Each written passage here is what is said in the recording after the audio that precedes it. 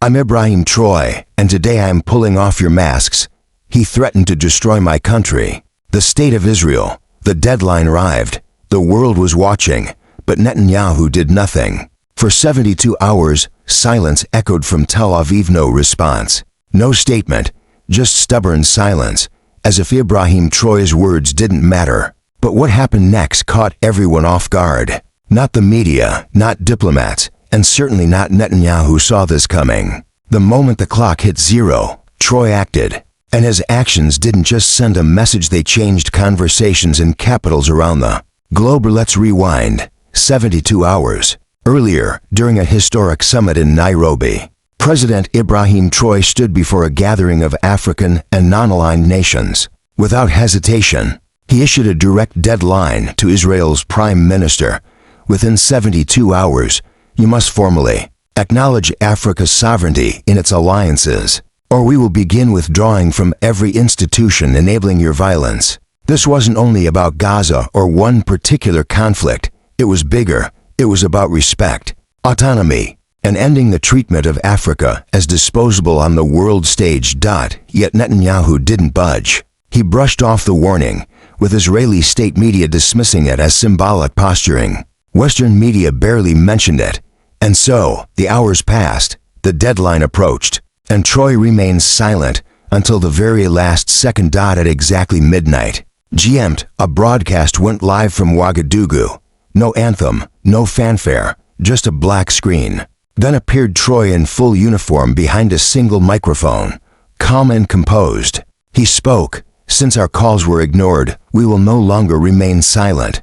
He then made 3 announcements, each more shocking than the last. First, he declared an immediate suspension of all Israeli business interests in Burkina Faso banks, telecom deals, and defense contracts, all frozen. Second, he called for a continental summit of 15 African nations to draft a new alliance, free from pressure by former colonial powers and their allies. Third, he urged African countries hosting Israeli embassies to reconsider their diplomatic relationships, not as an act of war, but as a stance of principle. No nation has the right to ignore the voice of an entire continent, Troy asserted. Our deadline wasn't a threat. It was a mirror. Now the world must take a look. The broadcast ended, and shockwaves spread. By morning, Chad, Mali, and Guinea recalled their ambassadors from Israel.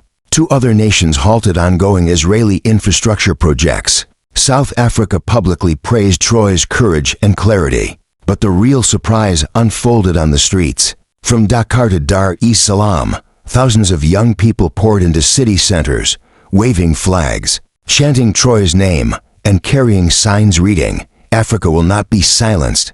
Our deadline, our dignity, respect is non-negotiable." In response, Netanyahu's government scrambled into urgent security meetings in Jerusalem. No cameras, no press. But leaks emerged anyway. An audio recording allegedly captured Netanyahu saying, "We underestimated him. This isn't just Burkina Faso anymore. It's a movement."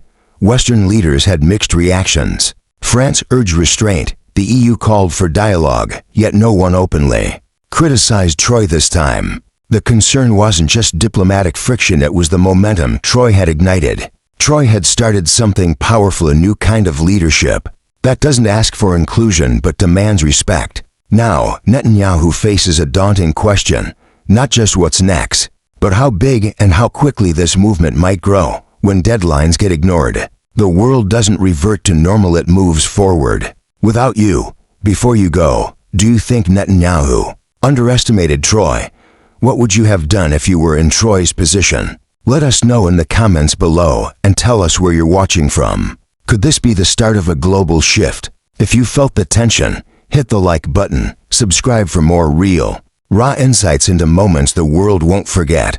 This isn't just politics, it's history in motion. Your voice matters. Join the movement. World is changing, and history is being written in real time. What we just witnessed isn't just a political shift, it's a wake-up call. Leaders like Ibrahim Troy are stepping up, refusing to be ignored, and demanding dignity, respect, and justice on behalf of millions. This is not just about one nation or one deadline, it's about a movement for sovereignty, unity, and real accountability. Now it's your turn. Don't just watch, be part of the conversation. What do you think about Troy's bold stand, do you? Believe his message speaks to something deeper happening across the globe? Drop your thoughts in the comments and let us know what country or city you're tuning in from. Every voice counts. If this moment struck a chord with you, if it made you pause, think, or even feel hope, then hit that like button. Share this video with friends, because conversations like this deserve to be heard far and wide. And don't forget to subscribe. We're bringing you raw, real-time breakdowns of global events that matter, unfiltered, unbiased, and unafraid. Because this isn't just news, this is your future. Let's shape it together.